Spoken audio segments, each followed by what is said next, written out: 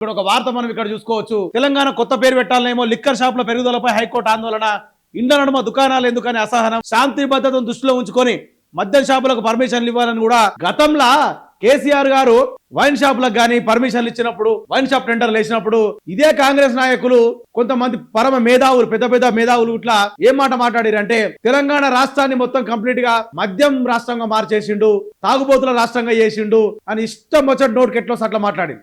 Last కు వస్తే ముఖ్యమంత్రి అని చూడకుండా కేసీఆర్ గారిని కూడా ఈ విషయంలో చాలా మంది కాంగ్రెస్ వాళ్ళు పర్సనల్ గా కూడా దూషించారు. ఆయన ఏదో మంది అవుతాడు కదా అన్నట్టు పర్సనల్ కూడా దూషించారు. కానీ ఇలా మరి మీరు చేస్తున్న తతంగం ఏంది, మీరు చేస్తున్న కథ ఏంది అంటే గడ్డకెక్క ముందు ఒక మాట, గడ్డకెక్కినాక ఒక మాట, అట్లే ఉంది కదా కథ అంతా. మరి డైరెక్ట్ ఇప్పుడు మేము మాట్లాడిందో ఎవడు మాట్లాడిందో కోర్టే తిడుతుంది. కోర్టే తెలంగాణ కొత్త పేరు పెట్టాలేమో అంటుంది. చక్క ఏమని పేరు, లిక్కర్ రాష్ట్రం అని పెట్టాలేమో అన్నట్టు ఆలోచన కోర్టుకుందంట. అట్లా లిక్కర్ షాపులు ఎందుకు పెంచారు? ఒకప్పుడేమో కేసీఆర్ పెంచుతానేమో గగ్గోలు పెట్టి గాయగా చేసిర్రు.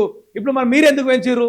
బెల్ట్ షాపులు నిర్మూలన లాంటివి లాస్ట్ కు వస్తే ఘోరంగా వైన్ షాపులు పెంచింది, ఇలా మీరు పెంచిర్రు. అందుకే హైకోర్టు కూడా ఏమంటుంది, తెలంగాణ రాష్ట్రానికి లిక్కర్ రాష్ట్రం అని పేరు పెట్టాలేమో అన్నంత ఆలోచన, కొత్త పేరు పెట్టాలనేమో అన్నంత ఆలోచన కదే ఆలోచన.